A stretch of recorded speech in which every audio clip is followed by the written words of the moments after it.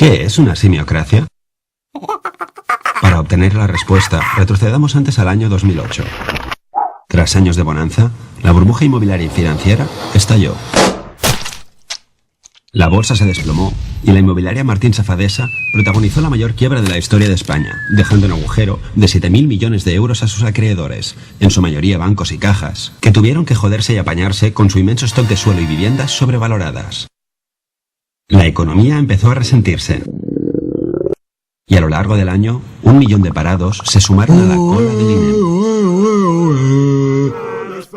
Ah, cierto, y España ganó la Eurocopa para el regocijo de muchos, especialmente los jugadores, que pudieron facturar las primas por su victoria en Austria, sin que la Hacienda española rascara un céntimo.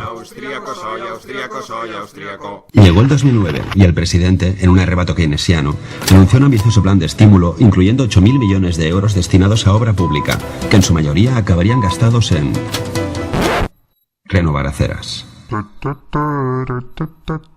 El economista Keynes se revolvió en su tumba. ¡Así no! Desgraciadamente, la economía continuó empeorando y las cuentas del Estado empezaron a tambalearse. Y es que incluso el viejo truco de emitir deuda se estaba poniendo jodidamente difícil.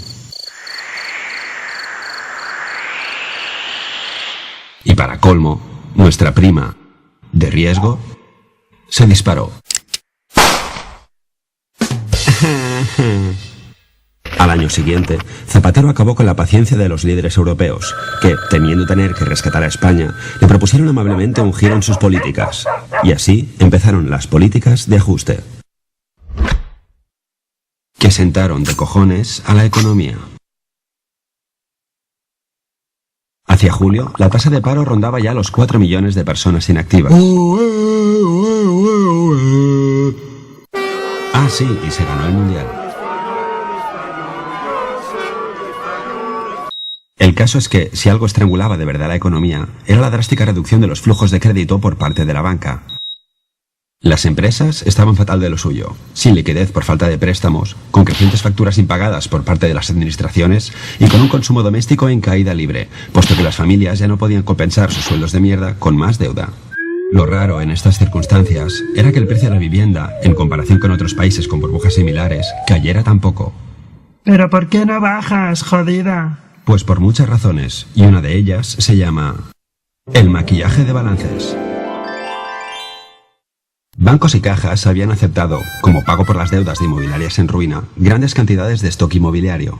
El problema es que si querían deshacerse de ese stock sobrevalorado, debían ponerlo a la venta a precio post burbuja, cosa que constaría en sus balances como pérdida, y dejaría en evidencia su maltrecha contabilidad ante accionistas, inversores y competencia. Así que hicieron lo contrario. Mantuvieron su stock a precio hinchado, contribuyendo a sostener los precios, y se dedicaron a refinanciar la deuda de las inmobiliarias ad infinitum, convirtiéndolas en auténticos muertos vivientes. E incluso canjeando la deuda por acciones basura de esas mismas empresas zombies. Patada hacia adelante y a esperar a que la economía mejore. Mientras mostraban ante el Banco de España uno de los mejores resultados de la banca mundial.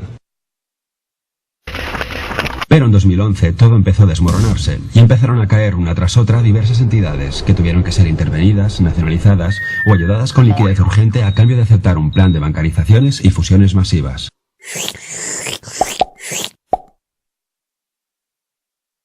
Que conllevaron una reducción de plantilla, pero paradójicamente mantuvieron las cúpulas directivas por duplicado o triplicado. No sabemos si para evitar que algún alto cargo destapara las prácticas cometidas hasta el momento, fruto del clásico triángulo pasional.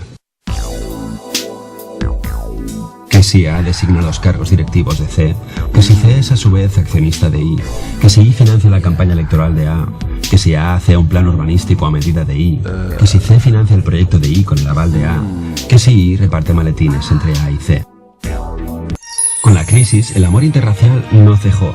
Que si tú me compras deuda del Estado cuando nadie la quiere, que si yo rescato hasta la más ruinosa de las cajas, que si el Estado avala tu emisión de deuda, que si yo indulto a un alto cargo tuyo condenado a cárcel, que si tú perdonas una deuda millonaria de mi partido, que si yo te presto la fianza para no ir a prisión preventiva. Por otra parte, algunos sectores que se sobredimensionaron durante la burbuja llevan toda la crisis apañándoselas para mantener su inviable tamaño, ya sea dejando de pagar Hacienda recurriendo al rescate del Estado o falseando sus cuentas una y otra vez, hasta convertir el sector público y financiero español en poco más que un atajo de insolventes que se prestan dinero los unos a los otros, haciendo que muchos inversores extranjeros prefieran arrancarse los ojos antes que prestar un solo céntimo a este trupe de muertos vivientes.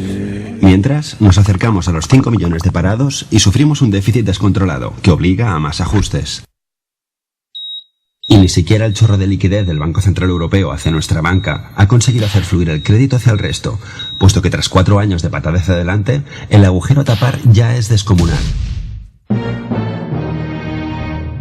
Es el problema de no amputar la gangrena a tiempo, que al final la convalecencia se alarga. Habrá quien crea que nos gobiernan astutos villanos que controlan eficientemente nuestro destino.